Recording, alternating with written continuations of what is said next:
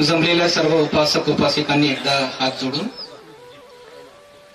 उत्स्फूर्तपणे साधुकार द्यायचा आहे. धम्मादेशानंतर सुरुवात होईल. सर्वांनी हात जोडा, म्हणा साधू साधू साधू.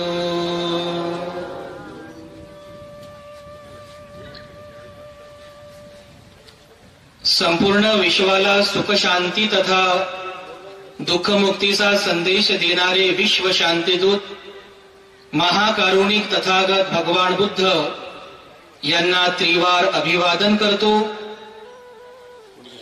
तथागतांनी समग्र मानवजातीच्या दुःखमुक्तीसाठी उपदेशिलेला सद्धम्म अर्थात बौद्ध धम्म तथा या सद्धम्माचा अविरतपणे प्रचार आणि प्रसार करणारा तथागतांचा पूजनीय श्रावक संघ अर्थात पूजनीय भिक्खू संघाला त्रिवार अभिवादन करतो.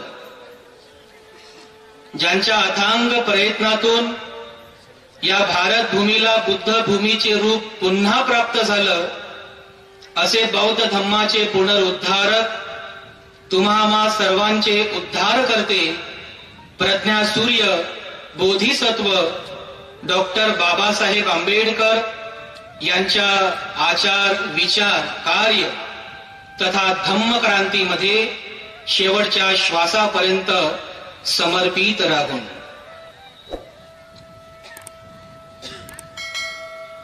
महाराष्ट्रामध्ये नव्हे तर संपूर्ण भारतामध्ये ज्या ज्या ठिकाणी धम्म परिषदा संपन्न होतात त्या सर्व धम्म परिषदांमध्ये अत्यंत जुनी धम्म परिषद म्हणून ज्या धम्म परिषदेचं नाव लौकिक आहे अशी 35वी अखिल भारतीय बौद्ध धम्म परिषद या ऐतिहासिक अशा नांदेड शहरामध्ये या पवित्र बावरी नगर भूमीमध्ये आज या ठिकाणी आपल्या सर्वांच्या उपस्थितीमध्ये संपन्न होत आहे. नांदेड आणि नांदेड परिसरातील विविध गावांमध्ये विविध शहरांमध्ये विविध ठिकाणी आजही ज्या ज्या ठिकाणी छोट्या छोट्या नियोजनामध्ये धम्म परिषदा संपन्न होतात त्या सर्व धम्म परिषदांची ही प्रेरणाभूमी आहे. आपण असं म्हणू शकतो की बावरी नगरची धम्म परिषद या सर्व धम्म परिषदांची प्रेरणाभूमी आहे, या सर्व धम्म परिषदांची जननी आहे आणि म्हणून आपल्यासाठी सुद्धा अत्यंत प्रेरणादायी अशी ही बावरी नगरी मागील 35 वर्षांपासून आपल्या सर्वांना धम्माची प्रेरणा देत आहे. याही वर्षी 35व्या अखिल भारतीय बौद्ध धम्म परिषदेचा या ठिकाणी समारोप होत आहे. या धम्म परिषदेच्या निमित्ताने या धम्म विचार मंचावर उपस्थित पूजनीय भिक्खू संघ विशेष करून ज्यांचं नाव सदोदित मी स्मरण करायला पाहिजे, ज्यांचे अनंत उपकार माझ्यावरती आहेत, ज्यांच्या अथांग प्रयत्नातून मुळावा या ठिकाणी त्या ओजाड आणि ओसाड माळ रानावर शिक्षणाचा आणि धम्म ज्ञानाचा बोधिवृक्ष निर्माण झाला. ज्या बोधिवृक्षाच्या धम्मछायेमध्ये मी आणि माझ्यासारखे कितीतरी असंख्य भिक्खू भंते धम्माची प्रेरणा घेऊन ही भिक्खू जीवन जगत असून महाराष्ट्रातच नव्हे तर समग्र भारतभर धम्माचा प्रचार आणि प्रसार करण्याचं महत् पुण्य कार्य करीत आहेत. असे आमच्या सर्वांचे प्रेरणास्थान पूजनीय भदंत धम्मसेवकजी महातेरो यांना त्रिवार अभिवादन करतो. ज्यांच्या मार्गदर्शनामध्ये राहून धम्माचा अभ्यास करता आला असे माझे पूज्य गुरुवर्य भदंत प्राचार्य भदंत खेम जम्मूजी महाथेरो, उपस्थित पूजनीय भदंत बोधिपालोजी महाथेरो, पूजनीय भदंत सत्यपालजी महाथेरो, तसेच पूजनीय भिक्खू संघ या पवित्र संघाला त्रिवार अभिवादन करतो. या धम्म परिषदेच्या निमित्ताने या ठिकाणी जमलेले आपण सर्व धम्मबंधू भगिनी, लहान बालक आणि बालिकांनो, धम्मदेसनेला सुरुवात करण्यापूर्वी मी सर्वप्रथम तुम्हा सर्वांबद्दल मंगलकामना अर्पण करतो. करोना आला, परिस्थिती बदलली, विविध प्रकारचे व्हायरसेस आले, परिस्थिती बदलली आणि अशाही परिस्थितीमध्ये स्वतःची आणि स्वतःच्या परिवाराची काळजी घेत असताना आपण सर्व या धम्म परिषदेला उपस्थित आहात. ही आपली सर्वांची श्रद्धा आहे, हे आपल्या सर्वांचं पुण्य आहे. मी प्रथमतः तुम्हा सर्वांबद्दल अनंत अनंत मंगलकामना अर्पण करतो. आपल्या सर्वांना आयुष्य, वर्ण, सुख, बल तथा संपत्ती आणि समाधानाची प्राप्ती हो, अशी मंगलकामना आपल्या सर्वांप्रती व्यक्त करतो. बांधवांनो, 14 ऑक्टोबर 1956 बोधिसत्व डॉक्टर बाबासाहेब आंबेडकरांनी नागपूर या ठिकाणी बौद्ध धम्माची दीक्षा घेतली. आपल्या सर्वांना बौद्ध बनवलं. हा इतिहास आपल्या सर्वांनाच माहिती आहे. तो क्रांतिकारी दिन या भारतामध्ये, ज्या दिवशी या भारतात पुनश्च एकदा बौद्ध धम्माचं पुनर्जीवन झालं, त्यानंतर दुसऱ्या दिवशी 15 ऑक्टोबर 1956 त्याच स्टेजवरून त्या नवदीक्षित बौद्धांपुढे बाबासाहेबांनी एक भाषण केलं होतं. ते भाषण आजही आपल्याला पुस्तकांमध्ये वाचायला उपलब्ध आहे. दिनांक 15 ऑक्टोबर 1956 त्या नवदीक्षित बौद्धांपुढे डॉक्टर बाबासाहेब आंबेडकरांनी एक भाषण केलं. त्या भाषणाचा मुद्दा होता की मी बौद्ध धम्माचा स्वीकार का केला. आणि या मुद्द्या अंतर्गत बाबासाहेब त्या ठिकाणी भाषण करतात. त्या भाषणामध्ये एक महत्वाचा मुद्दा बाबासाहेब त्या ठिकाणी सांगतात. बाबासाहेब आंबेडकर असं म्हणतात की रेडा, बैल आणि माणूस यामध्ये फरक आहे. रेडा आणि बैल यांना रोज खायला गवत लागते, वैरण लागते, माणूसही रोज खातो. परंतु माणसाकडे मन आहे, एक सतसत विवेक बुद्धी आहे, ज्याला आपण सबकॉन्शियस माइंड म्हणूया. म्हणजे चांगलं काय आणि वाईट काय हे फक्त माणसाला समजते. काय केल्याने माझं भलं होईल आणि काय केल्याने माझी अधोगती होईल हे केवळ माणसाला समजते. कारण माणसाकडे मन आहे, जे रेडा, बैल, कुत्रे, मांजर यांच्याकडे नाहीये. म्हणून त्या भाषणामध्ये डॉक्टर बाबासाहेब आंबेडकर ठासून सांगतात, खात्रीशीर सांगतात, विश्वासाला सांगतात की म्हणून माणसाचं मन हे सुसंस्कृत झालं पाहिजे. माणसाचं मन हे सुसंस्कृत झालं पाहिजे. म्हणजे माणसाच्या मनावर चांगल्या विचारांची, चांगल्या संस्काराची जडणघडण झाली पाहिजे. माणसाचं मन सुसंस्कृत झालं पाहिजे. जर माणसाचं मन सुसंस्कृत झालं नाही तर त्या रेडा, बैल, कुत्रे, मांजर या प्राण्यांमध्ये आणि माणसामध्ये काही फरकच राहणार नाही ना. म्हणजे बघा, ते पण जन्मास येतात, लहानाचे मोठे होतात, खातात, पितात, म्हातारे होतात, आजारी पडतात, शेवटी मरतात. माणूसही जन्मास येतो, लहानाचा मोठा होतो, खातो, पितो, म्हातारा होतो, आजारी पडतो, शेवटी मरतो. फरक आहे ना. फिजिकली दृष्ट्या, शारीरिक दृष्ट्या, शारीरिक धर्म जरी सारखे असले, पण सर्वात मोठा फरक आहे तो हा की या मानवी जन्मामध्ये सर्वोत्तम देणगी आपल्याला प्राप्त झालेली आहे, ते म्हणजे आपलं मन. आणि म्हणून या मनावर चांगले संस्कार पेरणे, या मनावर चांगले विचारांची जडणघडण करणे हे आपलं आद्य कर्तव्य असायला पाहिजे. किंबहुना या मानवी जीवनात ते प्रथम कर्तव्य असायला पाहिजे की मला हा जो मानवी जन्म मिळाला, त्या या मानवी जन्मातली सर्वोत्तम देणगी मला प्राप्त झाली, अनमोल देणगी प्राप्त झाली. मला माझं मन आहे, तर माझं हे प्रथम कर्तव्य आहे की मी माझं मन सुसंस्कृत बनवेल. मी माझ्या मनावर चांगल्या संस्काराची जडणघडण करेल. आणि मनाला चांगलं बनविण्यासाठीच आणि मनावर चांगले संस्कार पेरण्यासाठीच तर आपण सर्व या ठिकाणी आहोत. बुद्धाचा धम्म मनाला सुसंस्कारित बनवतो. बुद्धाचा धम्म मनाला चांगल्या विचारांची जडणघडण देतो आणि म्हणून माणसाचं मन सुसंस्कृत बनते. याकरिताच तर आपण इथे आलोत की नाही? बरोबर आहे. वेळातला वेळ काढून संसारिक जीवनातील काम बाजूला करून आपण या ठिकाणी आलेली आहोत. परिस्थिती वेगळी आहे. जरी आपण इथे कमी संख्येने बसलेलो असलो, आपल्या सर्वांनाच परिस्थितीची जाणीव आहे. मागील 1.5-2 वर्षांपासून भारतामध्ये, महाराष्ट्रामध्ये कशी परिस्थिती आपण अनुभवली. घराच्या बाहेर सुद्धा जाता येत नव्हतं. स्वतःच्या जीवनाची भीती वाटायची, काय होईल माझ्यासोबत, अशी परिस्थिती निर्माण झाली होती. स्वतःची काळजी वाटायची, स्वतःच्या परिवाराची काळजी वाटायची. अशा भयंकर परिस्थितीला आपण समोर गेलेले आहोत, आहे की नाही? अत्यंत भीतीदायक अशी परिस्थिती आपण अनुभवली. आणि आजही काही वेगळी परिस्थिती नाहीये. जरी प्रभाव कमी वाटत असला तरी भीती मनामध्ये अजूनही कायम आहे. पण अशाही परिस्थितीमध्ये आपण आपली कामे बाजूला करून वेळातला वेळ काढून इथे आलो. कशासाठी आलो बरं इथे? जत्रा करण्यासाठी नाही, तो जो माहोल इथे नाहीये. कशासाठी आलो आपण? आपलं कर्तव्य पूर्ण करण्यासाठी. या मानवी जीवनाचं हे कर्तव्य आहे की मला माझं मन सुसंस्कृत बनवायचं आहे आणि मन सुसंस्कृत बनण्यासाठी मला या धम्म परिषदेमध्ये यायचं आहे. पूजने भिक्खू संघाकडून धम्मदेशना ग्रहण करायची आहे.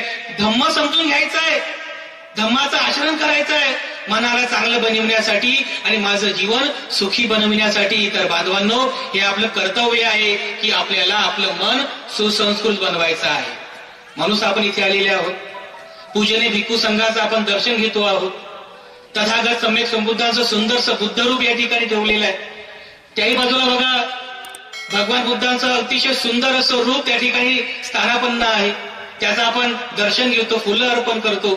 काही काही लोक अधिक श्रद्धावान असले की ते मेणबत्ती लावतात, अगरबत्ती लावतात, 3 वेळ ते वंदन घेतात, बुद्धाच्या रूपांचं दर्शन करतात आणि म्हणतात की आम्ही धम्म परिषदेमध्ये लाभ घेतला. बुद्ध मूर्तीची पूजा केली ना, बरोबर आहे की? इथं ज्या बुद्ध मूर्त्या ठेवलेल्या आहेत त्या बाजूला एक आहे, इथे पण एक आहे. तुमच्या पण घरी बुद्ध मूर्त्या आहेत. ज्या ज्या ठिकाणी आपण जातो, विहारामध्ये असेल, इतर ठिकाणी असेल, त्या प्रत्येक ठिकाणी आपण बुद्ध मूर्ती पाहतो ना. बुद्ध मूर्ती पाहतो की नाही? आणि मग बुद्ध मूर्ती पाहिली की बरोबर आपली श्रद्धा जागृत होते. आपण हात जोडतो आणि त्या बुद्ध मूर्तीला वंदन करतो. आणि मग काही लोक असं विचारतात आपल्याला, बौद्धांना असं विचारतात की का हो, तुमच्या धम्मात तर मूर्तीपूजा नाहीये, मग तुम्ही कशी काय मूर्तीपूजा करता? तुमच्या पण मनामध्ये हा प्रश्न उपस्थित व्हायला पाहिजे ना. आपण तर मूर्तीपूजा मानित नाही, करीत नाहीत आणि धम्मामध्ये मूर्तीपूजेला स्थान नाही. मग आपण बुद्ध रूपापुढे बसून हे जे करत आहोत, आता जे काय आपण केलं की नेहमी जे करतो, हे काय आहे? ही मूर्तीपूजा नाही काय? हा तुमच्या व्यावहारिक जीवनातला प्रश्न आहे, दैनंदिन जीवनातला हा प्रश्न आहे की मूर्तीपूजा नाही का? तर आपल्याला ही मूर्तीपूजा काय आहे हे समजलं पाहिजे. आणि आपण बुद्ध रूपापुढे बसून, ज्याला आपण बुद्ध मूर्ती म्हणतो, या बुद्ध मूर्तीपुढे बसून ज्या काही गोष्टी आपण करतोय त्यामागची धारणा काय आहे हे उपासक उपासिकांनो, हे आपल्या सर्वांना समजणं अतिशय गरजेचं आहे. हे थोडंसं आपण समजून घेऊया की मूर्तीपूजा काय आहे आणि आपण जे करतो त्यामागची धारणा काय आहे. मूर्तीपूजा, या पृथ्वी तलावर ज्या ज्या ठिकाणी लोक समुदाय राहतो, जिथे जिथे लोक राहतात, जिथे जिथे धर्म आहे, त्या सगळ्या ठिकाणी पूजक लोक आहेत, पूजा करणारे लोक विविध प्रकारची पूजापाठ करतात. पूजा करण्याचे विविध प्रकारचे मार्ग आहेत. कोणी फुलाने, मेणबत्ती, अगरबत्तीने पूजा करतात, कोणी हात जोडून पूजा करतात. ह्या पृथ्वीवर ज्या ज्या ठिकाणी लोकसमुदाय आहे, ज्या ज्या ठिकाणी धर्म आहे, त्या त्या ठिकाणी पूजेचे विविध प्रकार आपल्याला पाहायला मिळतात. आणि या सर्व लोकसमुदायामध्ये एक समुदाय असा आहे जो मूर्तीपूजक आहे, म्हणजे मूर्तीची पूजा करतो. ठीक आहे. एक लोक समुदाय असा आहे तो मूर्तीची पूजा करतो. अशा लोकांना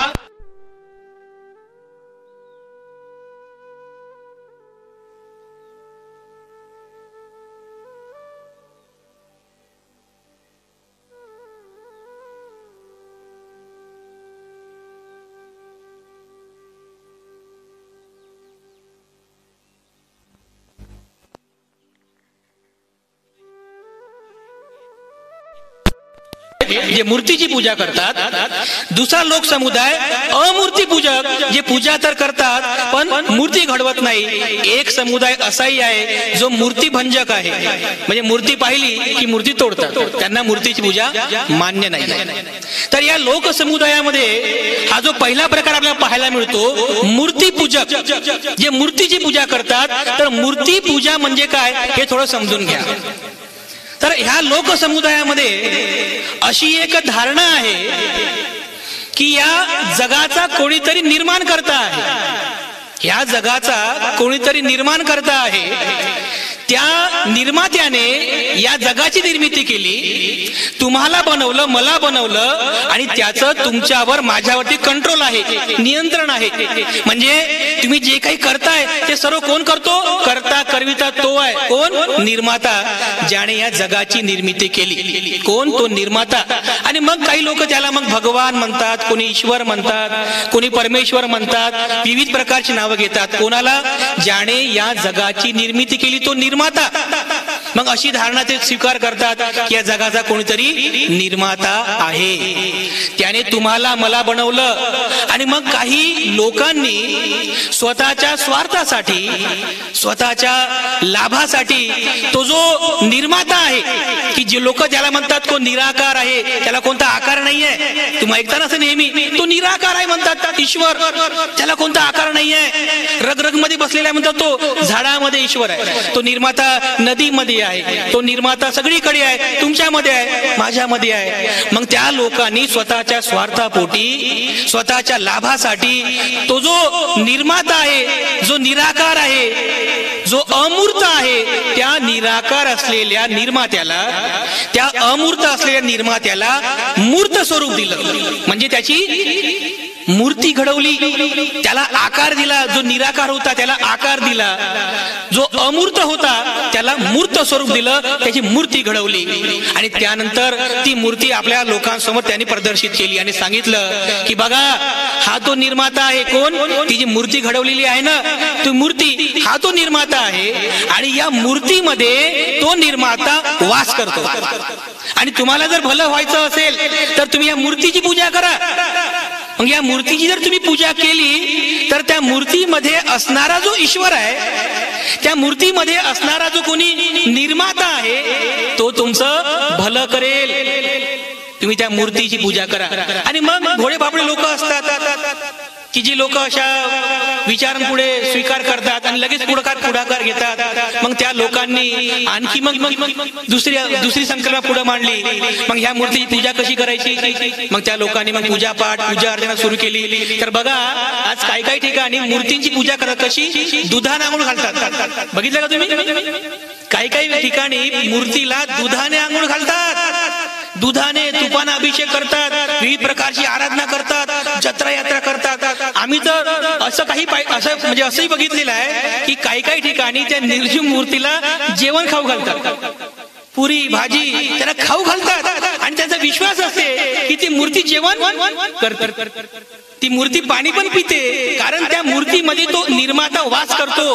आणि त्या निर्मात्याला भूक लागते, बरोबर, त्या निर्मात्याला तहान पण लागते. मग काय करायचं? त्याची तहान भाग त्याला पाणी पाजा, ती मूर्ती पाणी पिते. मग त्याला जेवण खाऊ घाला. मग त्याला काय आवडते? त्याला बकरा आवडते का? ते पण द्या. ती पण संकल्पना पुढे आली, बली पाहिजे. मग कोंबड्या बली पाहिजे. बांधवांनो, जी लोक असा विचार करतात की या दगडाच्या, मातीच्या, धातूच्या मूर्तीमध्ये तो निर्माता वसलेला आहे आणि मी जर याची पूजा केली, आराधना केली, तर या मूर्तीमध्ये असणारा जो कोणी निर्माता आहे, भगवान आहे, तो माझं भलं. या संकल्पनेने जी लोक त्या मूर्तीची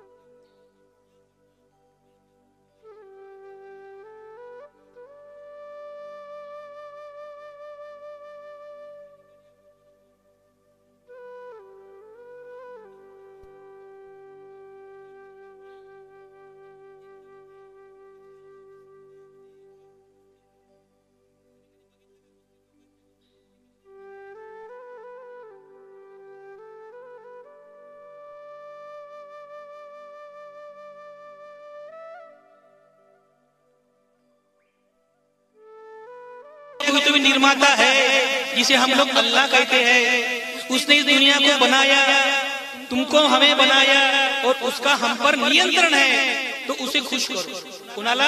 त्या अल्लाहला। काही लोक त्याला भगवान म्हणतात, तर ही लोक त्याला अल्लाह म्हणतात। तर त्या अल्लाहला खुश करण्यासाठी ते लोक सुद्धा आराधना करतात, पूजा करतात, पण ते लोक अल्लाहची मूर्ती घडवत नाहीत। लक्षात घ्या, ते लोक अल्लाहची मूर्ती घडवत नाहीत, पण मूर्तीपूजक लोक आणि अमूर्ती पूजक लोक संकल्पनेच्या दृष्टीने, विचाराच्या दृष्टीने दोन्ही लोक सारखेच आहेत। कारण हे दोन्ही लोक विचार करतात की या जगाचं कोणते निर्माण करता आहे कोण? दोन्ही लोक, मूर्तीपूजक सुद्धा आणि अमूर्तीपूजक हे लोक सुद्धा असाच विचार करतात की या जगाचा निर्माण करता आहे, या जगाचा कोणते निर्माण करता आहे ज्याने तुम्हाला मला बनवलं, या जगाची निर्मिती केली आणि त्याला खुश करण्यासाठी मग ती लोक पूजा अर्चा करतात। तर अशा प्रकारे जे लोक मूर्ती न घडवताही पूजा अर्चना करतात अशा लोकांना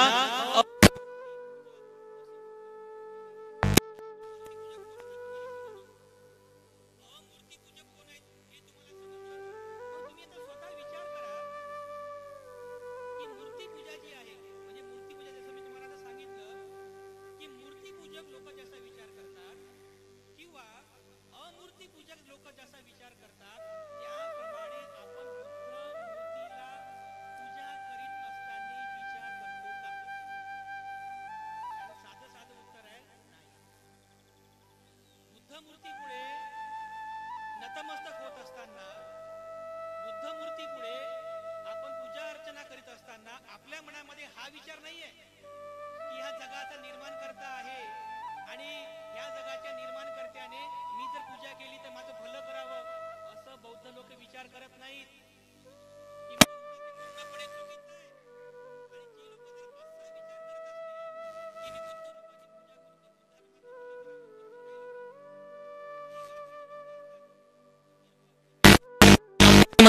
अरे बुद्धा माझं भलं कर, बुद्धा माझ्या पोरीचं चांगलं होऊ दे, बुद्धा माझ्या पोराचं चांगलं होऊ दे, असं विचार करतात ना? बरोबर आहे की नाही? ती मूर्ती पूजा झाली की नाही? मग जेव्हा आपण या गोष्टी जाणतो, अरे मूर्तीपूजा नाही आहे ही, आपण बुद्ध रूपा आपण गोष्टी करतो त्याला मूर्तीपूजा म्हणत नाहीत, त्याला आदर्श पूजा म्हणतात, आयडलशिप। ही मूर्ती पूजा नाही आहे, ही आदर्श पूजा आहे। आदर्श पूजा म्हणजे काय? जसं बघा, डॉक्टर बाबासाहेब आंबेडकरांचा पण पुतळा, बाबासाहेबांची पण मूर्ती या ठिकाणी ठेवलेली आहे, बरोबर आहे? तुम्ही सगळेच जण बाबासाहेबांच्या मूर्ती पुढे फुलं अर्पण करता ना?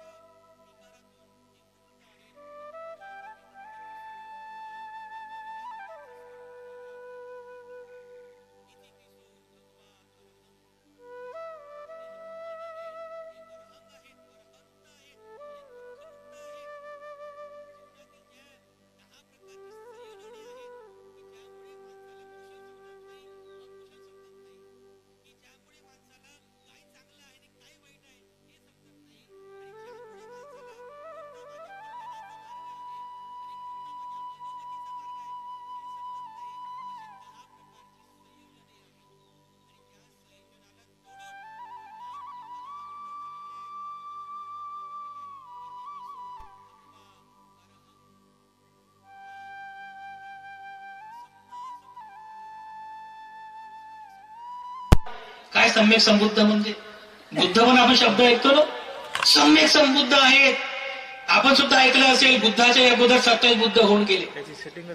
सिद्धार्थ गौतम बुद्ध 28 बुद्ध होते. या बुद्धाच्या मनात अनंत करुणा उत्पन्न झाली. ज्यावेळेस ते बुद्ध झाले, ते पाहता, ते कटाक्ष करतात जनतेपुढे, अरे ही लोक अज्ञानामध्ये आहेत, ही लोक दुःखामध्ये आहेत. अपार करुणा उत्पन्न झाली बुद्धांच्या मनामध्ये. अरे ह्या लोकांना दुःखमुक्तीचा मार्ग मिळाला पाहिजे, ही लोक दुःखातून मुक्त झाली पाहिजेत. अमर्याद करुणा उत्पन्न झाली बुद्धांच्या मनामध्ये. म्हणून तर आपण बुद्धांना महाकारुणिक म्हणतो ना, कारण या संपूर्ण जगाप्रती अनंत अनंत अमर्याद करुणा उत्पन्न झाली. सम्यक संबुद्ध झाले. त्यांनी लोका समुदायाला उपदेश केला. जे बुद्धत्वाचं ज्ञान त्यांनी प्राप्त केलं, जो दुःख मुक्तीचा मार्ग त्यांनी प्राप्त केला, त्या तत्वज्ञानाला त्यांनी विशद केलं, त्यांनी प्रकट केलं, उपदेश केला.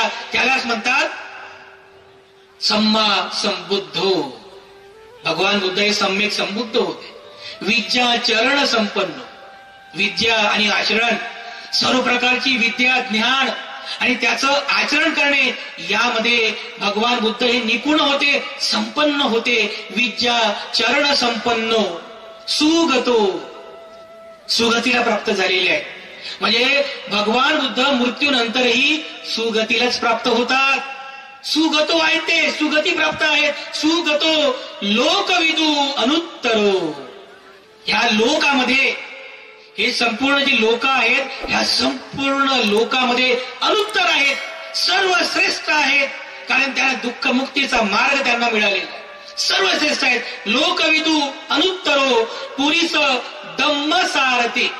काही काही लोक त्याला पुरीचं धम्म सारथी म्हणतात. धम्म शब्द नाही आहे, पुरीस धम्म सारथी. धम्म म्हणजे दमन करणार. म्हणजे आपल्या या पुरुषांमध्ये, लोकांमध्ये ज्या ज्या वेळेस अकुशल उत्पन्न होते, त्याचे दमन करणारे, त्याला शमन करणारे, दमन करणारे ते सारथी आहेत. पुरीचं धम्म सारथी. सत्ता म्हणजे शास्ता. सत्ता देव मनुष्यानम. सत्ता म्हणजे शास्ता. शास्ता म्हणजे कल्याणकारी करणारा. कल्याण करणारा भगवान बुद्ध हे सत्ता देव मनुष्यानम.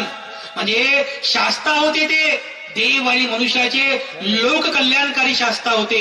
सत्ता देव मनुष्यानम. कोण? बुद्धो भगवती. भगवान बुद्ध या 9 प्रकारच्या गुणांनी युक्त होते. याला बुद्ध गुणवंदना म्हणतात.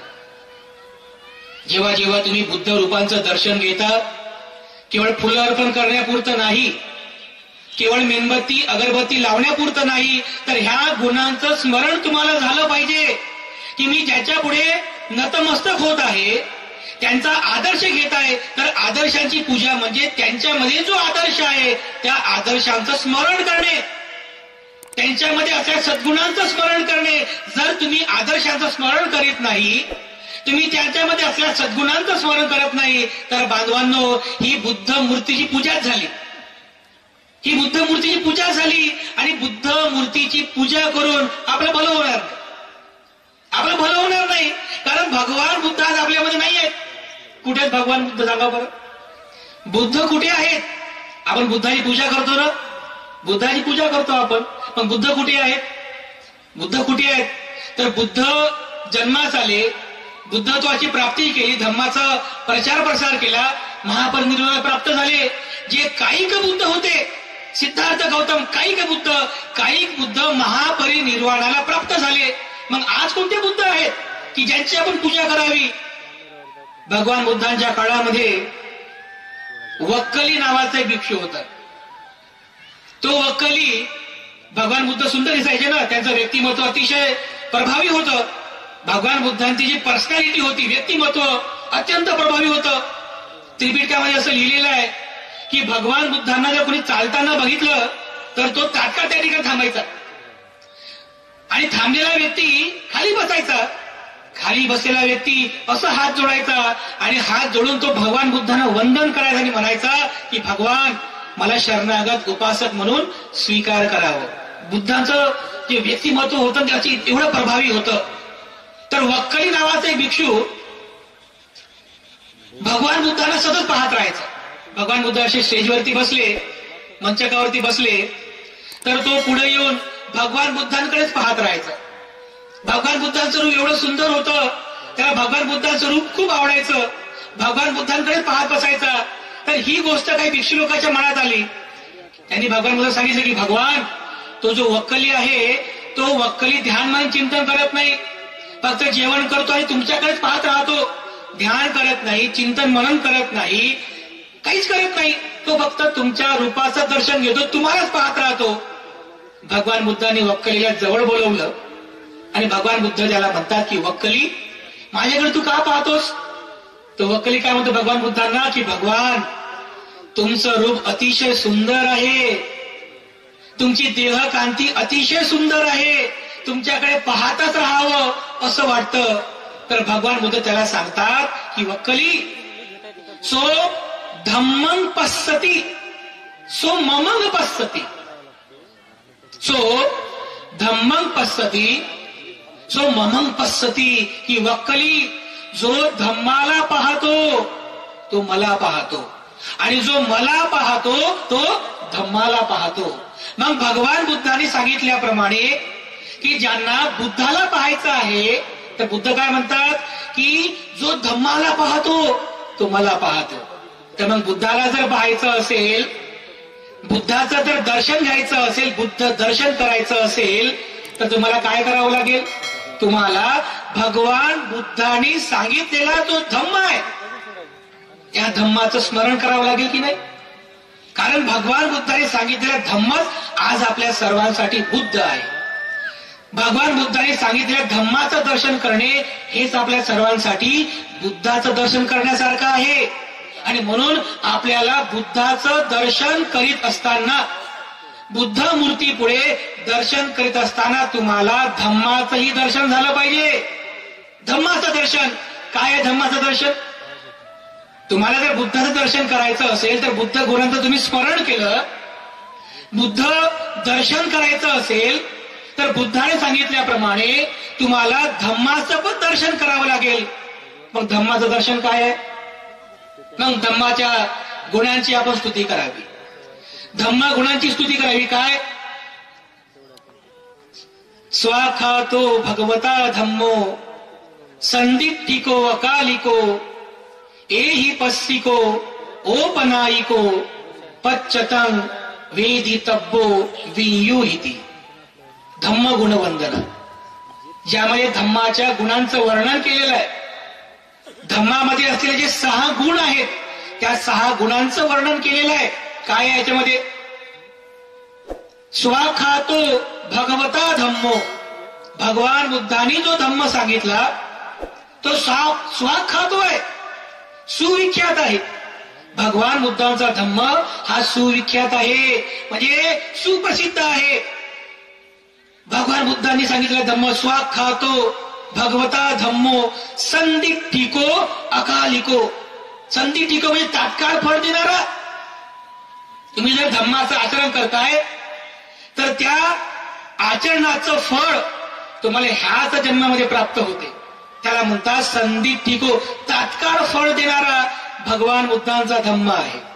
स्वाखातो भगवता धम्मो संदीप्तिको अकालिको. अकालिको म्हणजे अकाली, म्हणजे केवळ एखाद्या काळापुरता मर्यादित नाहीये, काही वर्षापुरता मर्यादित नाहीये, तर अकालिक आहे.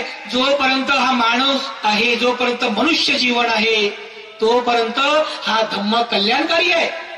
अकालिको एहि पस्सिको. भगवान बुद्ध म्हणतात एहि या आणि पहा, एहि पस्सिको ओपनायिको. ओपनायिको म्हणजे सतत तुम्हाला निब्बाणाकडे घेऊन जाणारा मार्ग आहे. हा मार्ग तुम्हाला उच्च आणि अतिशय उच्च तत्वाकडे घेऊन जाणारा मार्ग आहे. त्याला म्हणतात ओपनायिको. दुःखमुक्तीच्या मार्गाकडे घेऊन जाणारा मार्ग आहे ओपनायिको. पच्चतं वेदी तब्बो वियुहिति. अशा विविध प्रकारच्या तत्वज्ञानांनी युक्त असलेला हा बुद्धांचा धम्म मार्ग आहे. या धम्मगुणाचं स्मरण तुम्हाला झालं पाहिजे. ज्याप्रमाणे बुद्ध रूपापुढे बसल्यानंतर, ज्याप्रमाणे बुद्ध रूपापुढे स्थानापन्न झाल्यानंतर आपण बुद्ध गुणांचं स्मरण करतो, त्याचप्रमाणे आपल्याला धम्म गुणांचंही स्मरण झालं पाहिजे. अशा पद्धतीने जी लोक बुद्धापुढे बुद्धांच्या गुणांचं स्मरण करतात याला आदर्श पूजा असं म्हणतात. जी लोक बुद्ध रूपापुढे बुद्धाने सांगितलेल्या धम्माचं स्मरण करतात त्याला आदर्श पूजा म्हणतात. ही आदर्श पूजा आहे, मूर्ती पूजा नाहीये. ही आदर्श पूजा आहे. अशा पद्धतीने आपण समजून घ्यावं की मी जे करत आहो ही आदर्श आहे. ज्या गुणांमुळे तथागत बुद्ध झाले, ज्या गुणांमुळे हा धम्म एवढा महान आहे, पवित्र आहे, त्या गुणांचा विकास माझ्यामध्ये व्हावा, त्या गुणांचा विकास माझ्यामध्ये होऊन माझंही मंगल व्हावं अशी भावना तुम्ही व्यक्त करायला पाहिजे. तो आदर्श माझ्यामध्ये यावा. ही आयडलशिप आहे, आदर्श पूजा आहे. बुद्धाने सांगितलेल्या धम्माला आपल्या जीवनामध्ये उतरवणे ही आदर्श पूजा आहे. यावरून तुमच्या सर्वांच्या एक गोष्ट लक्षात येईल की ज्या ज्या ठिकाणी बुद्ध मूर्ती आपण पाहतो, ज्या ज्या ठिकाणी बुद्धाचं अशा प्रकारचं रूप आपण पाहतो, तर हे बुद्ध मूर्ती जरी असली ती बुद्धाचं रूप आहे. आपण याला व्यावहारिक भाषेमध्ये बुद्ध मूर्ती म्हणतो, पण ती मूर्ती नसून ती बुद्धाचं रूप आहे जे तुम्हाला तुमची श्रद्धा द्विगुणित करण्याचं काम करते. तुमच्यामध्ये जी श्रद्धा आहे ही श्रद्धा द्विगुणित करते. याचा अर्थ असा नाहीये की म्हणजे तुम्ही तर म्हणता की आपल्यामध्ये मूर्ती पूजा नाही आहे, मग बुद्धिमूर्ती आम्ही ठेवायची नाही का आणि बुद्धाच्या मूर्तीची पूजा करायची नाही का? बुद्ध मूर्ती असावी, कारण श्रद्धेच्या बाबतीमध्ये आपण सर्व प्राथमिक स्तरावरती आहोत. तुमच्या घरामध्ये बुद्ध मूर्ती आहे तर ही बुद्ध मूर्ती बुद्धाचं दर्शन करणं अत्यंत दुर्मिळ आहे. बुद्ध रूपाचं दर्शन होणं अतिशय पुण्याचं आहे. आणि तुम्ही सकाळी झोपेतून उठल्याबरोबर ज्यावेळेस तुम्हाला बुद्ध रूपाचं दर्शन होते, अरे तुमचं पुण्य आहे, ते तुमचं खूप मोठं पुण्य आहे. आणि तुम्ही तुमची श्रद्धा जी आहे बुद्धाप्रती ती आणखी द्विगुणित होते. तुम्ही बुद्धांच्या गुणांचं स्मरण करता, हे बुद्धाचे गुण माझ्यामध्ये विकसित व्हावे. तुम्ही धम्माच्या गुणांचं स्मरण करता, हे धम्माचे गुण माझ्यामध्ये विकसित व्हावे. ह्या बुद्धाच्या पूजेला बुद्ध गुणांची पूजा म्हणतात, बुद्धाच्या आदर्शाची पूजा म्हणतात. तरी आपल्या सर्वांना समजावं, आपण कधी कधी म्हणतो की बुद्धाला धम्माचा साक्षात्कार झाला. बुद्धाने जो धम्म आपल्याला शिकवलेला आहे, बुद्धांना धम्माचा साक्षात्कार झाला. त्याला रिव्हॉल्युशन असं म्हणतात. साक्षात्कार होणे चुकीचं आहे. साक्षात्कार झाला नाही. जसं आता काही लोक समुदायामध्ये जसं ते मूर्तीपूजक लोक असतात, अमूर्तीपूजक लोक असतात, तर ते काय म्हणतात की ह्या जगाचा जो निर्माता आहे तो कोण आहे? तो ओमिनी पेटंट आहे, म्हणजे सर्वशक्तिमान आहे. तो सर्वशक्तिमान आहे, ओमिनी पेटंट आहे. आणि त्याने तुमच्या सर्वांचं भलं करण्यासाठी संदेश पाठवलेला आहे. आणि तो संदेश घेऊन कोणतरी मेसेंजर आलेला आहे, संदेशवाहक, प्रेषित. आणि मग तो काय म्हणतो, मला त्या निर्मात्याने पाठवलं आणि त्या निर्मात्याने तुमच्या सर्वांचं भलं करण्यासाठी मला संदेश दिलेला आहे, त्याचा मला साक्षात्कार झालेला आहे असं म्हणतात. त्याचा मला साक्षात्कार झालेला आहे. आणि मी जे सांगत आहो तुम्हाला, कोण? तो जो मेसेंजर आहे त्या निर्मात्याचा, ईश्वराचा किंवा कोणाचा, भगवंताचा, त्या भगवानचा तो मेसेंजर म्हणतो, मी जे तुम्हाला सांगत आहो ना हे माझं वचन नाहीये. हे जे वचन आहे माझं नाही, हे कोणाचं आहे? त्या निर्मात्याचं आहे, त्या ईश्वराचं आहे, त्या अल्लाचं आहे. हे अपौरुषीय आहे. अपौरुषीय म्हणजे हे वचन पुरुषांचं नाही आहे, तुम्ही आम्ही जे म्हणतो त्यांचं नाही आहे. हे वचन ईश्वराचं आहे, निर्मात्याचं आहे. आणि मग त्याला साक्षात्कार झाला असं ते म्हणतात. भगवान बुद्धांना दुःखमुक्तीच्या मार्गाचा साक्षात्कार झाला का?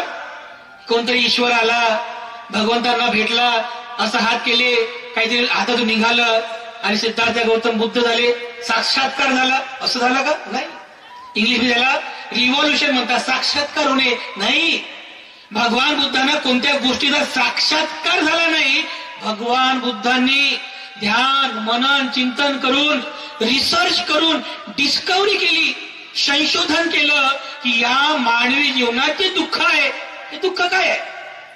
संशोधन केलं, रिसर्च केलं, ह्या दुःखाची कारणं काय आहेत, या कारणांचा निरोध कसा करता येतो, या कारणांचा निरोध करण्याचा मार्ग कोणता आहे, भगवान बुद्धांनी हे डिस्कव्हरी केली. बाबासाहेब आंबेडकरांनी हे लिहिलेलं आहे. डिस्कव्हरी आहे. Buddha Dhamma is a discovery path. Babasaheb लिहितात बुद्धाचा धम्म हा पूर्णपणे संशोधन करून, त्याच्यावरती रिसर्च करून, अनुसंधान करून तो शोधलेला मार्ग आहे, साक्षात्कार नाहीये. कारण भगवान बुद्ध म्हणतात की बांधवांनो, मी जो धम्म तुम्हाला सांगतो, मी जो धम्म तत्वज्ञान तुम्हाला सांगितलेलं आहे, याचा मी स्वतः अनुभव घेतलेला आहे. हे कोणी ईश्वराने सांगितलेलं नाहीये, ईश्वराने सांगितलेलं नाहीये. हे अपौरुषीय पण नाहीये. हा शब्द तुम्ही बुद्ध त्याच्या धम्मामध्ये वाचला असेल. अपौरुषीय म्हणजे कोणत्या पुरुषाने नाही, तर ईश्वराचा शब्द आहे, ईश्वराचं वचन असंही नाही आहे. या मार्गाचा मी स्वतः अनुभव घेतलेला आहे, मी स्वतः दुःखमुक्त झालेला आहे. तर तुम्हीही या मार्गाचं आचरण करावं. येही पस्ती को या आणि पहा की हा मार्ग तुमचं भलं करणारा मार्ग आहे का. या येही पस्ती को असं म्हणतात भगवान बुद्ध. मी स्वतः अनुभव घेतलेला आहे, तुम्ही पण अनुभव घ्या. भगवान बुद्धांनी असं सांगितलं की शुद्धोधन आणि राणी महामाया यांचा मी केवळ एक औरस पुत्र आहे. फक्त दुःखमुक्तीच्या मार्गाचा मी अनुभव घेतला, तुम्ही पण या मार्गाचा अनुभव घ्या. भगवान बुद्ध म्हणतात की जो मार्ग मी तुम्हाला सांगितला, त्या मार्गाचं जो कोणी आचरण करेल तो दुःखमुक्त होईल. ते त्याचं काम आहे मार्गावरती चालणं. मी तर केवळ मोक्षदाता आहे. सॅल्वेशन इंग्लिश मध्ये त्याला शब्द वापरलेला आहे, सॅल्वेशन, मोक्षदाता आहे. मी केवळ मोक्षदाता आहे असं जे लोक म्हणतात, तर भगवान बुद्ध याच्या उलट म्हणतात की मी मोक्षदाता नाहीये, मी केवळ मार्गदाता आहे. की हा मार्ग तुमच्या दुःखमुक्तीचा मार्ग आहे. तुम्ही या मार्गाने जर गेलात तर तुम्ही दुःखमुक्त व्हाल. हा मार्ग आहे. मी मार्गदाता आहे, मोक्षदाता नाहीये. हे आपल्याला समजलं पाहिजे. जसं भगवान बुद्धांच्या काळामध्ये घटना, मोग्गलान नावाचा एक गणक भिक्षू नाही, मोग्गलान नावाचा एक उपासक होता. तो गणक होता. गणक म्हणजे हिशोब करणारे, राजे महाराजांचे हिशोब करायचा. तर असा मोग्गलान नावाचा एक गणक ज्यावेळेस भगवान बुद्ध श्रावस्तीच्या पूर्वाराम विहारामध्ये विहार करीत होते, तो मोग्गलान भगवान बुद्धांकडे गेला. भगवान बुद्धांना वंदन केलं आणि भगवान बुद्धांपुढे बाजूला बसून भगवान बुद्धांना विचारतो की हे भगवान, आम्ही तर ब्राह्मण आहोत. लक्षपूर्वक ऐका, आम्ही तर ब्राह्मण आहोत आणि आम्हाला अगदी लहानपणापासून क्रमिक पद्धतीने शिक्षण दिलं जातं. म्हणजे कसं, पहिला वर्ग, दुसरा वर्ग, तिसरा वर्ग असतात ना, याला क्रमिक शिक्षण म्हणतात. तर आम्ही ब्राह्मण आहोत आणि आम्हाला लहानपणापासूनच क्रमिक पद्धतीनं शिक्षण दिलं जातं. कसं, जसं आम्हाला लहानपणी वेद शिकवल्या जातात, अजून आम्ही थोडे मोठे झालो की आम्हाला गीता, आम्हाला विविध प्रकारचे वैदिक जे काही पुस्तकं आहेत ते शिकवले जातं. त्यानंतर आम्हाला मंत्रोच्चार कसा करावा हे शिकवले जातं. त्यानंतर आम्हाला देवाची आराधना कशी करावी हे शिकवले जातं. आणि अशा पद्धतीने क्रमिक शिक्षण देत देत नंतर आम्हाला ब्राह्मणत्व प्राप्त होते. काय ब्राह्मणत्व म्हणजे आता आम्ही खरे ब्राह्मण झालो असं आम्ही सिद्ध होतो. तर हे भगवान, तुम्ही सुद्धा तुमच्या शिष्यांना असंच क्रमिक शिक्षण देता का. भगवान बुद्ध म्हणाले की मोग्गलान बस, मोग्गलान, तुम्हाला जसं बालपणापासून क्रमिक पद्धतीनं शिक्षण दिलं जातं, त्याचप्रमाणे मी सुद्धा माझ्या शिष्यांना, भिक्खूंना क्रमिक पद्धतीने शिक्षण देतो. कसं, मग भगवान बुद्ध म्हणतात की मी सर्वप्रथम माझे जे भिक्खू आहेत, मी सर्वप्रथम माझ्या भिक्खूंना शीलाचं महत्व प्रतिपादित करून देतो. की भिक्खूंनो, हे शील आहे, हा सदाचरणाचा मार्ग आहे. तर या शील मार्गाने गेल्यानंतर तुम्ही हिंसा करायची नाही, तुम्ही चोरी करायची नाही, तुम्ही व्यभिचार करायचा नाही, तुम्ही असत्य भाषण करायचं नाही, तुम्ही मद्यपान करायचं नाही. या शील मार्गाचं शिक्षण मी त्यांना प्रथमतः देतो. मग ज्यावेळेस मला असं वाटते की माझा भिक्खू हा शील मार्गामध्ये चांगल्या प्रकारे प्रतिष्ठित झालेला आहे, मग त्यानंतर मी त्याला पंच इंद्रियांना संयमित कसं करावं याचं शिक्षण देतो पुढच्या टप्प्यामध्ये. क्रमिक शिक्षण आपण पाहतो ना, बे एक बे, बे दुनी चार, बे त्रिक सहा, क्रमिक पद्धतीने तसं. तर बुद्ध म्हणतात की ज्यावेळेस माझा भिक्खू हा शिलावर प्रतिष्ठित झाला असं मला जाणीव होते, तर त्यानंतर मी त्याला इंद्रिय संवर कसं करावं याचं शिक्षण देतो.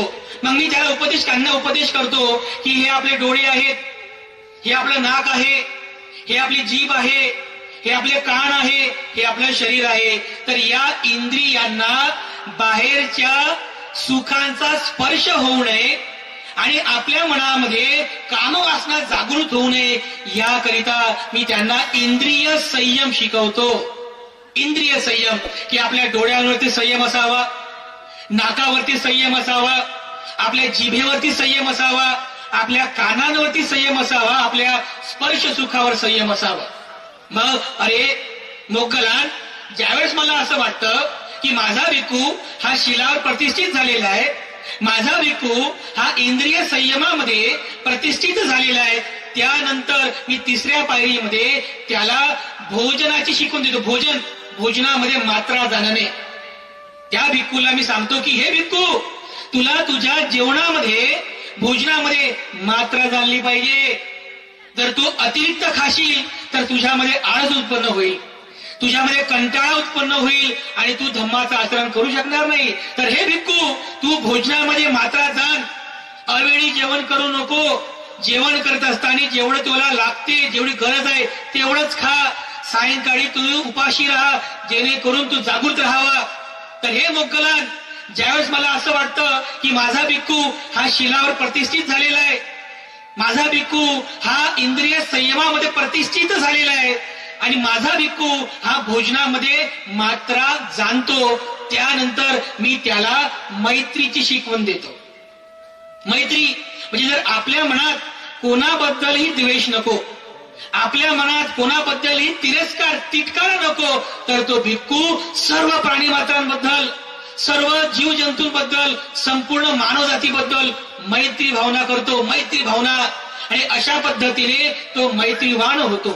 त्यानंतर अरे मोगलान, ज्यावेळेस माझा भिक्खू हा शिलावर प्रतिष्ठित होतो, इंद्रिय संयमामध्ये प्रतिष्ठित होतो, भोजनामध्ये मात्रा जाणतो आणि त्यानंतर तो मैत्रीवान होतो, मी त्याला जागृत राहण्याचं प्रशिक्षण देतो. जागृत म्हणजे काय? झोपेत सुद्धा जागृत राहावं. जागेपर्यंत आपण जागृत राहायलाच पाहिजे. अटेन्शन, सावधान, स्मृती संप्रजन्य. तर झोपेत सुद्धा तू स्मृती संप्रजन्य राहावं की मी झोपत आहे, स्मृतीवान राहावं. मी चालत आहे तर तुम्ही स्मृतीवान राहावं. मी खात आहे, मी बोलत आहे, मी पाहत आहे, ह्या प्रत्येक कार्य करत असताना माझा भिक्खू हा स्मृतीवान झाला पाहिजे.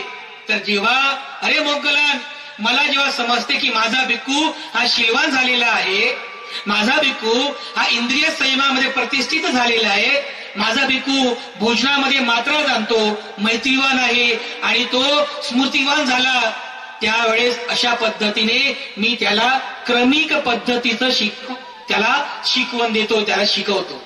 आणि मग त्यानंतर भगवान बुद्धाने असं सांगितलं आणि त्यानंतर मग तो मोगला म्हणतो की भगवान, तुम्ही एवढ्या चांगल्या पद्धतीने शिकवता, प्रत्यक्ष तुम्ही शिकवता, तुम्ही एवढे महान गुरु आहात, तुम्ही धम्माची शिकवण देता, तुमच्या सहवासामध्ये काही भिक्खू लोक आहेत, मग तुम्ही जे शिकवता तर सगळेच भिक्खू दुःखमुक्त होतात का? सगळेच भिक्खू दुःखमुक्त होतात का? तर भगवान बुद्ध म्हणतात की मोगलान, मला एक सांग, तुला राजगृहाचा रस्ता माहित आहे का? मोगलान म्हणाला की भगवान हो, मला राजगृहाचा रस्ता माहिती आहे. मग जर तुला एखाद्याने विचारलं की मला राजगृहाला जायचं आहे तर कसा जाऊ, मग तू काय करशील? भगवान, मला जर कोणी विचारलं की मला राजगृहाला जायचं आहे तर मी त्याला सांगेल की इथून तू 50 मैल पर्यंत पुढे जा, तिथून तू डावीकडे जा, नदी असेल ती नदी पार कर, तिथून पुन्हा 100 मैल पुढे जा, तिथे जंगल आहे, जंगल पार कर, असं जा तसं जा आणि शेवटी राजगृहात तू पोहोचशील, असं मी त्याला सांगेल.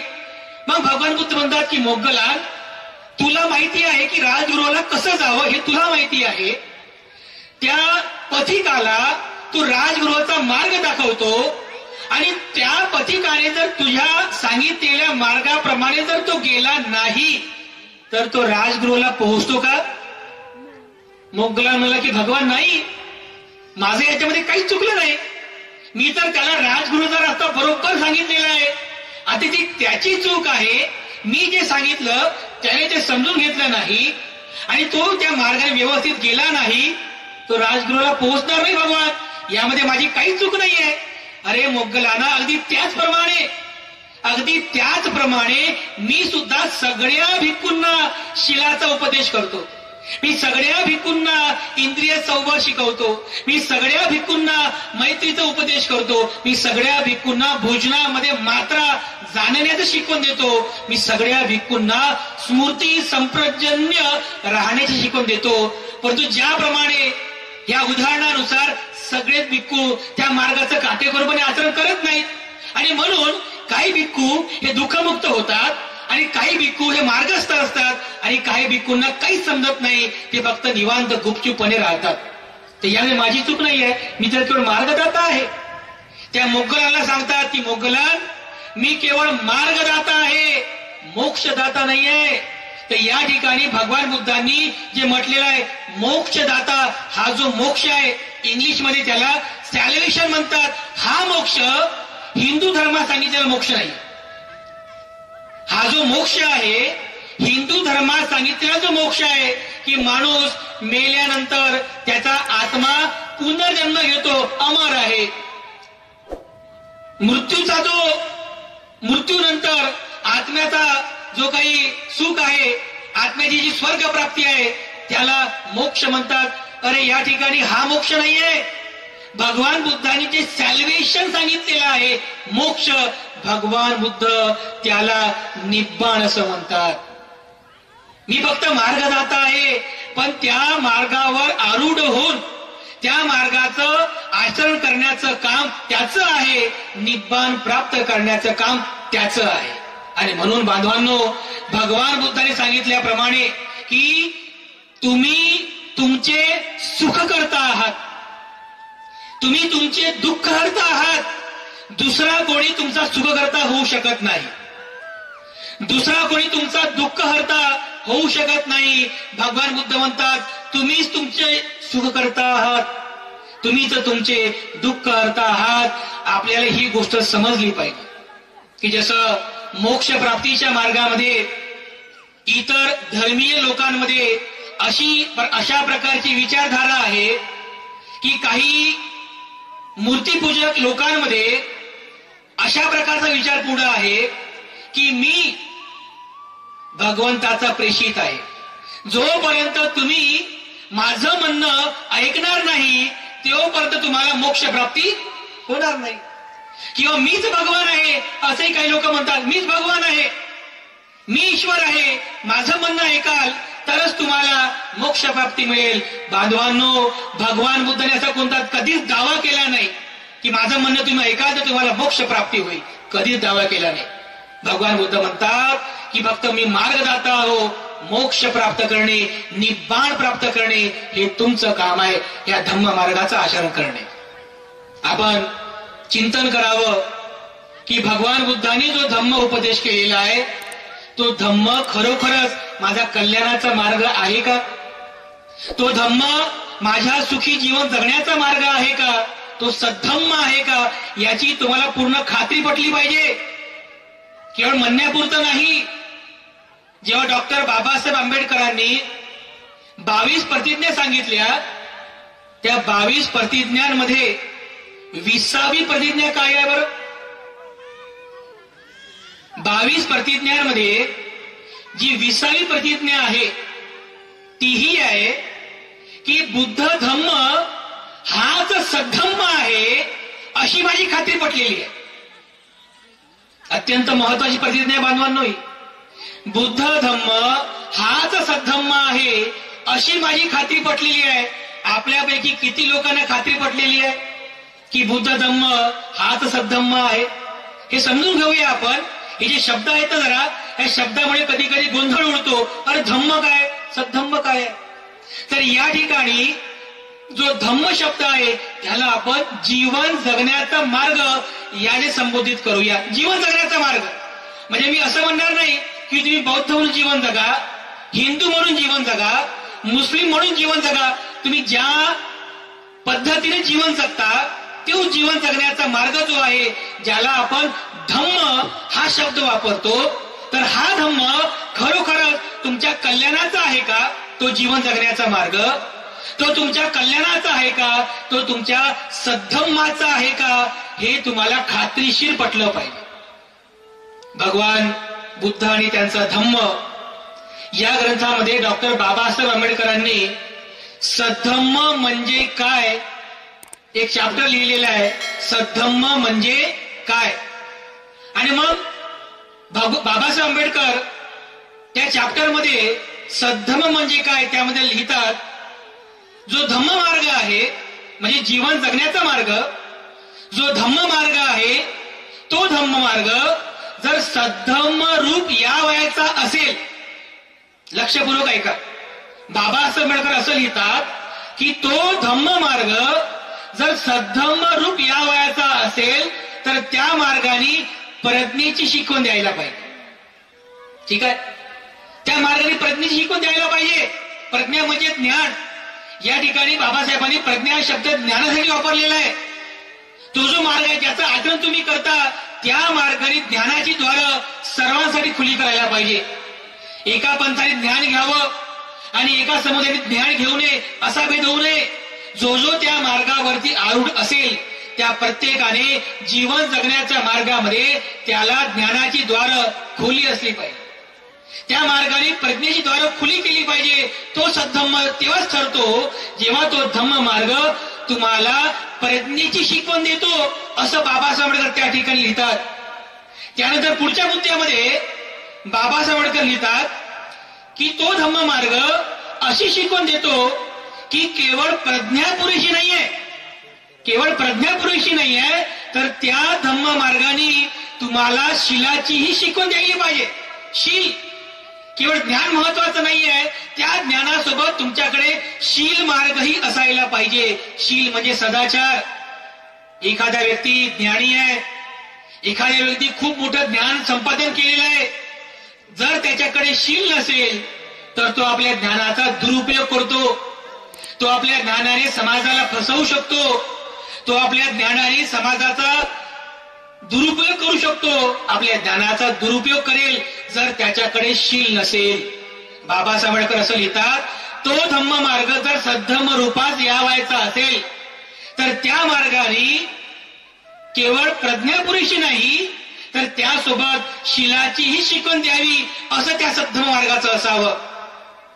पुढच्या मुद्द्यामध्ये बाबासाहेब आंबेडकर असं लिहितात की तो धम्म मार्ग जर सद्धम्म रूपात यावायचा असेल तर त्या धम्म मार्गाने करुणेचंही प्रतिपादन करायला पाहिजे.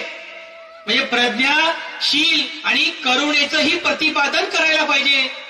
तेव्हाच तो धम्म मार्ग हा सद्धम्म रूप पावत असतो. पुढच्या मुद्द्यामध्ये बाबासाहेब आंबेडकर असं लिहितात की तो धम्म मार्ग जर सद्धम्म रूप यावायचा असेल तर त्या धम्म मार्गाने मैत्रीचेही प्रतिपादन करायला पाहिजे. चौथ्या मुद्द्यामध्ये कोणतं? मैत्रीचे प्रतिपादन करायला पाहिजे. तेव्हाच तो धम्म मार्ग हा सद्धम्म रूप पावत असतो. त्यानंतर पुढच्या मुद्द्यामध्ये डॉक्टर बाबासाहेब आंबेडकर असं लिहितात की तो धम्म मार्ग जर सद्धम्म रूप यावायचा असेल, तो धम्म मार्ग जर सद्धम्म रूपास यावायचा असेल तर त्या धम्म मार्गाने समाजातील ते भेदाभेद आहेत, समाजामध्ये जी असमानता आहे ती नष्ट करायला पाहिजे. म्हणजे समतेची शिकवण द्यायला पाहिजे. तेव्हाच तो धम्म मार्ग हा सद्धम्म रूप पावत असतो. बाबासाहेब आंबेडकरांनी भगवान बुद्ध आणि त्यांचा धम्म या ग्रंथामध्ये लिहिलेला आहे की जर एखादा मार्ग असेल म्हणजे कोणता धम्म मार्ग, या ठिकाणी धम्म मार्ग म्हणजे जीवन जगण्याचा मार्ग असं आपण संबोधन करूया. ज्या मार्गाचा तुम्ही अवलंब करताय तो मार्ग खरोखर सद्धम्माचा मार्ग आहे का? तो मार्ग खरोखर माझ्या कल्याणाचा मार्ग आहे? तुम्ही स्वतः परीक्षण करा. बाबासाहेब सांगतात तो सद्धम्माचा मार्ग आहे का? तर बघा, परीक्षण करा. भगवान बुद्धाने सांगितलेल्या धम्माचं आपण आचरण करतो तर हा धम्म सद्धम्म आहे का? तर हो. भगवान बुद्धाचा धम्म आपल्याला प्रज्ञेची शिकवण देतो की नाही? भगवान बुद्धांचा धम्म मार्ग आपल्याला प्रज्ञेची शिकवण देतो. सद्धम्माचे पहिलं तत्व आहे. भगवान बुद्धांचा मार्ग आपल्याला शीलाची शिकवण देतो. शील सदाचार शिकवतो. हे सद्धम्माचं दुसरं तत्व आहे. भगवान बुद्धांचा मार्ग आपल्याला करुणेची शिकवण देतो. अरे किती करुणा आहे भगवान बुद्धांमध्ये, किती मोठी करुणा आहे, अमर्याद करुणा आहे. म्हणून तर भगवान बुद्धांना आपण महाकरुणिक म्हणतो ना. स्वतः ते महाकारुणिक होते आणि सर्वांना ते करुणेचा उपदेश करतात. बौद्ध धम्म करुणा शिकवितो. सद्धम्माचे तिसरं तत्व आहे. त्यानंतर धम्म मार्ग, बुद्धाचा धम्म मार्ग आपल्याला मैत्री शिकवितो. मैत्री करणे, फ्रेंडशिपनेस. ज्या ज्या वेळेस तुम्ही एखाद्या दुःखी जनांना पाहता, एखाद्या व्यक्ती दुःखामध्ये ग्रासलेला आहे, अरे अज्ञानामध्ये आहे, दुःखी आहे, त्यावेळेस तुमच्या मनामध्ये मैत्री उत्पन्न झाली पाहिजे. अपार मैत्री. अरे सर्वांचं मंगल होऊ द्या, याचंही मंगल होऊ द्या, कल्याण होऊ द्या, ही मैत्री भावना आहे. भगवान बुद्धाचा धम्म मैत्री भावना शिकवितो. सद्धम्माचे चौथं तत्व आहे. भगवान बुद्धाचा धम्म समता शिकवितो. समता. भगवान बुद्ध सुद्धा स्वतः समतावादी होते. त्यांनी कधीच दोन व्यक्तींमध्ये जातीवरून भेद केला नाही. त्याने कधीच दोन व्यक्तींमध्ये त्यांच्या पंथावरून, धर्मावरून भेद केला नाही. समता शिकवली. एवढंच काय, तर भगवान बुद्ध म्हणतात की भिक्खूंनो, माझा जो संघ आहे हा महासागराप्रमाणे आहे. ज्याप्रमाणे विविध प्रदेशातून आलेल्या नद्या या महासागरामध्ये समाहित होतात, तर त्यांची जात राहत नाही, त्यांचा मार्ग राहत नाही, त्यांची चव राहत नाही. त्याप्रमाणे भिक्खूंनो, माझा हा संघ हा महासागराप्रमाणे आहे. तुम्ही विविध जातीचे आहात, विविध पंथातून आलेले आहात, पण ज्या वेळेस तुम्ही या संघामध्ये येता त्यावेळेस तुमची जात राहत नाही, तुमचा पंथ राहत नाही, तुमची वैयक्तिक विचारधारा राहत नाही. तुम्ही सगळे समतेवरती प्रतिष्ठित होता. अशा प्रकारे भगवान बुद्धांचा धम्म या सद्धम्माच्या या पाचही तत्वांचं प्रतिपादन करतो. कोणती तत्व आहेत? सद्धम्माची 5 तत्वे आहेत. प्रज्ञा, शील, करुणा, मैत्री आणि समता.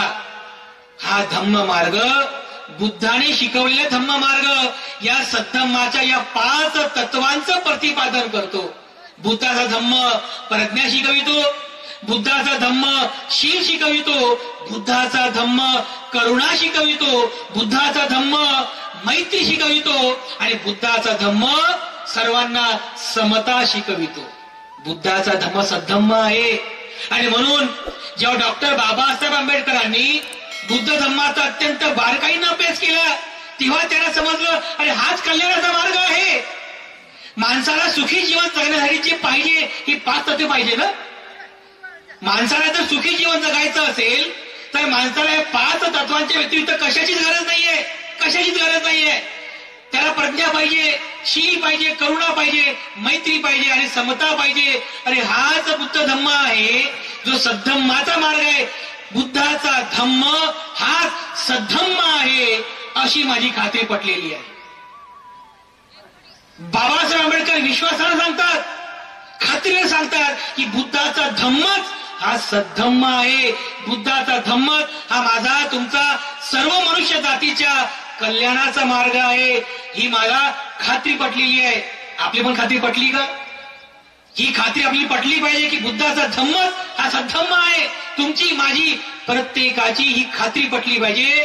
तुम्ही विश्वासानं सांगायला पाहिजे की बुद्धाचा धम्म हा माझा कल्याणाचा मार्ग आहे. खात्रीशीर सांगा, विश्वासानं सांगा. जेव्हा डॉक्टर बाबासाहेब आंबेडकरांनी बुद्ध धम्माचा अभ्यास केला, त्यांना बुद्ध धम्म आवडला. आणि बुद्ध धम्म कशामुळे आवडला असेल तर बाबासाहेब आंबेडकरांनी स्वतः एका भाषणामध्ये बाबासाहेबांनी सांगितलं की बाबासाहेब आंबेडकर असं म्हणतात की इतर कोणत्याच धर्मात सांगितलेल्या नाहीत अशा 3 तत्वांना बुद्ध धम्म शिकवितो. काय? इतर कोणत्याच धर्मात सांगितलेल्या नाही अशा 3 गोष्टी बुद्ध धम्म शिकवितो. कोणती? बाबा सावरकर पुढे सांगतात की बुद्ध धम्म समता शिकवितो, बुद्ध धम्म प्रज्ञा शिकवितो आणि बुद्ध धम्म करुणा शिकवितो, आणि म्हणून मला बुद्धाचा धम्म आवडतो. बाबासाहेबांनी सांगितलं बुद्ध धम्म या तीन तत्वांचं एकत्रितरित्या प्रतिपादन करतो. बुद्ध धम्म प्रज्ञा शिकवितो, बुद्ध धम्म करुणा शिकवितो आणि बुद्ध धम्म आपल्या सर्वांना समता शिकवितो. या तीन तत्वांमुळे बाबासाहेब आंबेडकरांना बुद्धाचा धम्म हा प्रिय होता. बुद्धाचा धम्म बाबासाहेबांना आवडला आणि म्हणून बाबासाहेब सुद्धा खात्रीशीर सांगतात की बुद्धाचा धम्मच आहे जो तुमचं माझं भलं करणारा आहे. म्हणून बांधवांनो, भगिनींनो, उपासक उपासिकांनो, आपल्या सर्वांना हे समजावं, आपल्या सर्वांना हे खात्रीशीर समजावं की बुद्धाचा धम्म हा सद्धम्म आहे, बुद्धाचा धम्म हाच माझा कल्याणाचा मार्ग आहे. हे तुम्ही खात्रीशीर बोलायला पाहिजे, याची तुम्हाला पूर्णपणे खात्री पटली पाहिजे. याकरिताच तुम्ही बुद्धाचा धम्म व्यवस्थितरित्या समजून घेतला पाहिजे. भगवान बुद्धांनी धम्म मार्गामध्ये ज्या ज्या तत्वांचं प्रतिपादन केलं, ही सर्व तत्वे आपल्या सर्वांसाठी कल्याणकारी आहेत. म्हणून बांधवांनो, या सर्व तत्वांचा आपण अभ्यास करावा, या सर्व धम्म मार्गांचा आपण अभ्यास करावा. हा धम्म मार्ग आपल्या जीवनामध्ये कशा प्रकारे आचरणामध्ये आणता येईल, आणि जेव्हा जेव्हा तुम्हाला धम्म तत्वज्ञान समजून घेण्याची संधी उपलब्ध होईल, तेव्हा तेव्हा आपण तो धम्म समजून घेण्याचा प्रयत्न करावा. समजून घेतला तर तुम्हाला व्यवस्थित आचरणामध्ये आणता येईल. यामध्ये तुमच्या सर्वांचं मंगल आहे, तुमच्या सर्वांचं भलं आहे. मी पुनश्च एकदा तुम्हा सर्वांबद्दल खूप खूप अनंत मंगल कामना अर्पण करतो. या ठिकाणी जमलेले आपण सर्व आणि जे जे लोक ऑनलाईन पद्धतीने ही धम्मदेशना ऐकत आहात, या धम्म परिषदेचा लाभ घेत आहात, त्या सर्वांबद्दल अनंत मंगल कामना अर्पण करतो. आपल्या सर्वांचं मंगल व्हावं, आपल्या सर्वांचं कल्याण व्हावं, आपल्या सर्वांना आयुष्य, वर्ण, सुख, बल, संपत्ती आणि समाधानाची प्राप्ती व्हावी, अशी मंगल कामना आपल्या सर्वांबद्दल व्यक्त करतो. अधिक न बोलता या ठिकाणी थांबतो. पुनश्च एकदा सर्वांचं मंगल हो. भवतु सब मंगलम, भवतु सब मंगलम, भवतु सब मंगलम. साधु साधु साधु.